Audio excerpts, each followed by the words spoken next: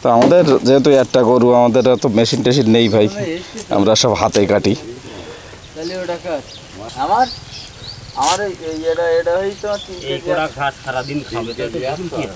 হ্যাঁ, আমার একটা গরু মেশিন দেখি, অনেকটা গরু হলে মানুষ মেশিন টেশিন ডাকে।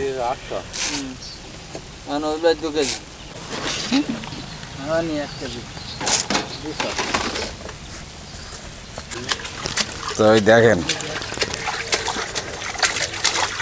এই ঘাস পরিষ্কার করতে মানে আমাদের যেহেতু লোনা পানি, তো এর খাবে না গরুতে।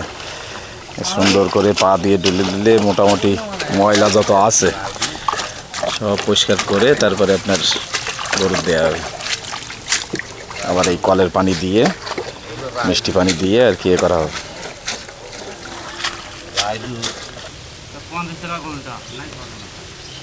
50 টাকা ঘন্টা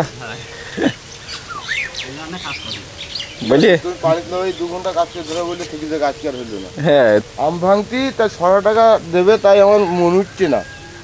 শহীদুলির ওই চাচা লুঙ্গি তো কান্দে ঝড়ি উঠলি ওই তোমার ওই মাছ কই ওই নাই, ঘেমি থাকে ওই নোনা পানি লাগবে। ঘেরের অবস্থা দেখেন, এই হচ্ছে মাছ, এই বড় ঘেরের এই মাছ। বাবা তো 5 টাকা করতে দেখছে না, তাই শুধু না করছি।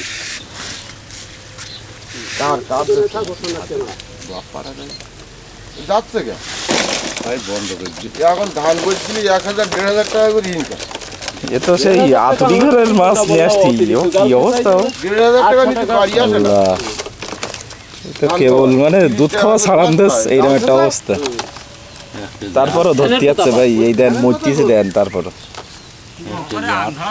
1 কিলো 800 এত মাছ। এই মাছগুলো বড় হলে আপনার 10 কেজি মাছ হবে। টাকাটা পাওয়া আছে, ওই যে ধানের আয় কথাই বলতেছে।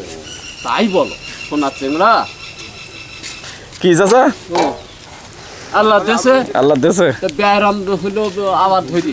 কেন এত ব্যায়াম ধরতে কেন?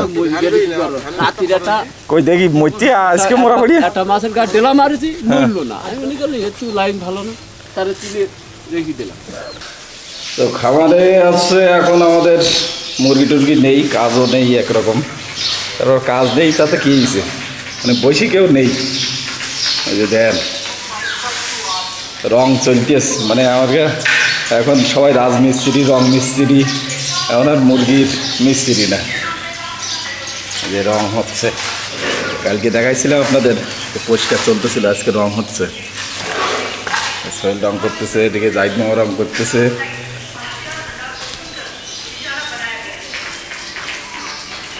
বাহ, জাহিদ মামা তো একদম রং মিস্ত্রির মতন লেগে দিয়ে 4টি কি, ও হ্যাঁ একদম চকচক করতেছে। তাই যে দেখেন, মোটামুটি আমরা খামার একবার নতুন করে ফেলতেছি। আবার যখন প্রথম নতুন করে শুরু করছিলাম সেরকম করে আর কি।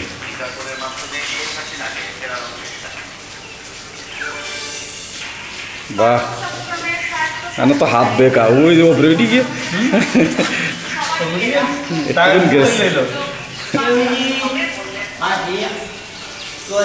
মাছই না খোলার ডিম, ও দৈনিক অনেক দুটো পুঁটি মাছটা বগের খাই দেবে, তাই ওই যে ইয়ে